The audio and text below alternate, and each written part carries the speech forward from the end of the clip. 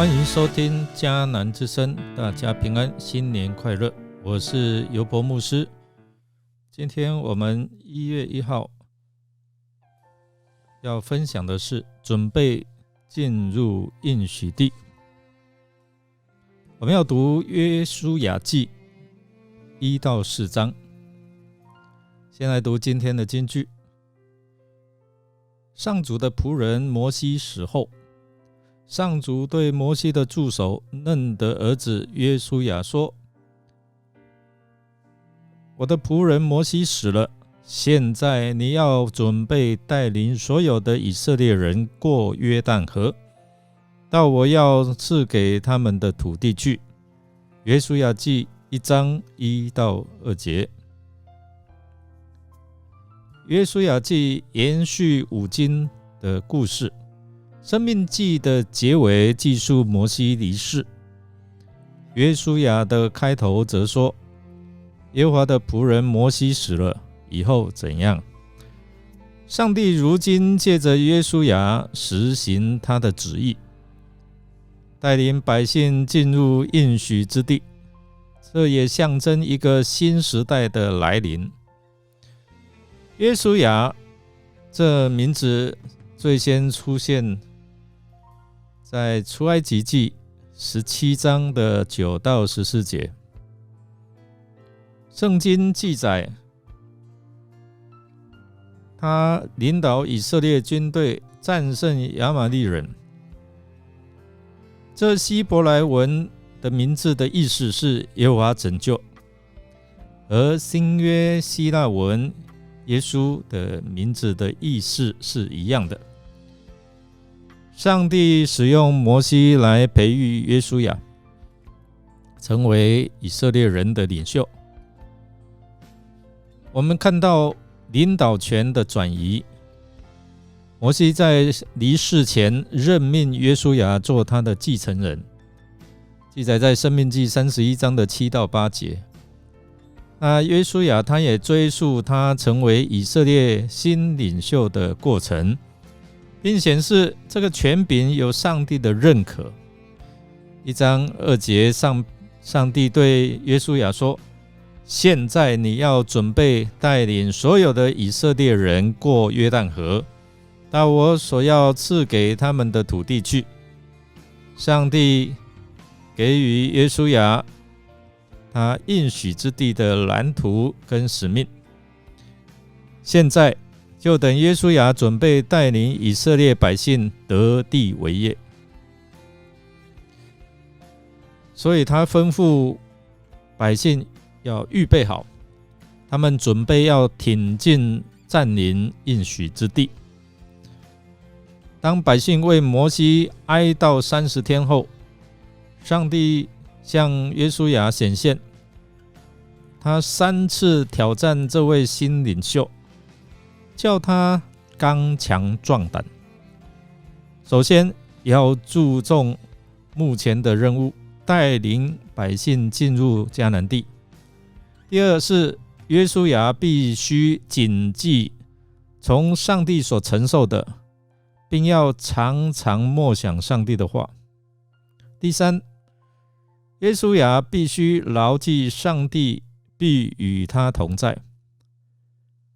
在领受上帝的应许蓝图及勉励之后，约书亚随即准备展开前进迦南地的行动。所以约书亚他秘密派遣探子前往耶利哥勘察，进入妓女喇合家中，不料走漏风声，面临被捕危机。幸好经与喇合立约，喇合他来搭救2个探子，并确认他对耶和华上帝的信靠，并指出耶利哥人的恐惧。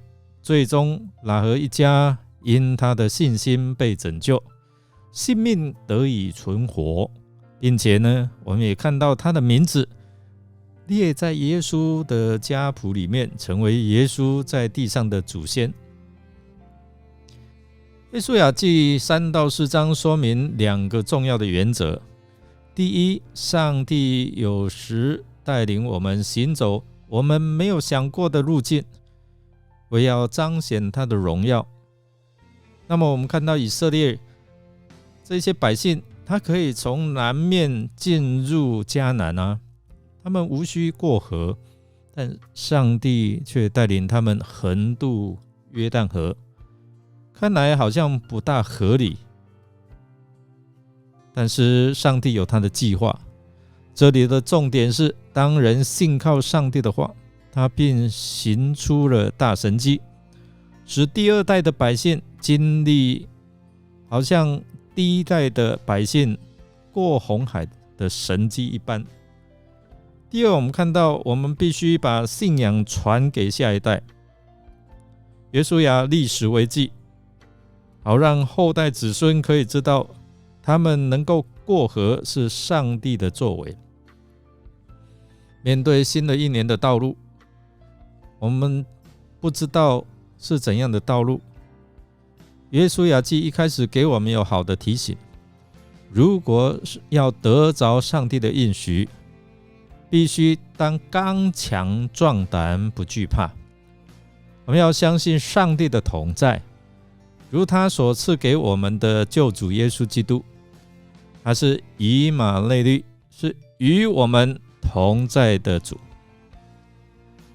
现在呢，我们要在生活当中谨守遵行上帝的话语，而不偏左不偏右，让上帝的话引导我们走进上帝所要赐给我们的应许之地。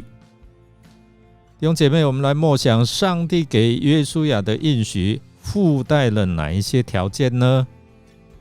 人若要得应许，成为成功的领袖，那这一段的经文对你我有何提醒？让我们一起来祷告。亲爱的天父上帝，感谢您赐下应许的话语，使我们人生充满盼望。祈求你坚固我们对你应许的信心，使你的话语不离开我的口，常常思想并谨守遵行，好使我的道路能够亨通顺利，充满你所要赐的恩典。我们这样祷告，是奉靠主耶稣基督的圣名求，阿们。感谢您的收听，如果您喜欢我们的节目，欢迎订阅并给我们好评。我是尤伯牧师，祝福您新的一年一开始充满平安健康，也能够得着上帝美好的应许。我们下次再见。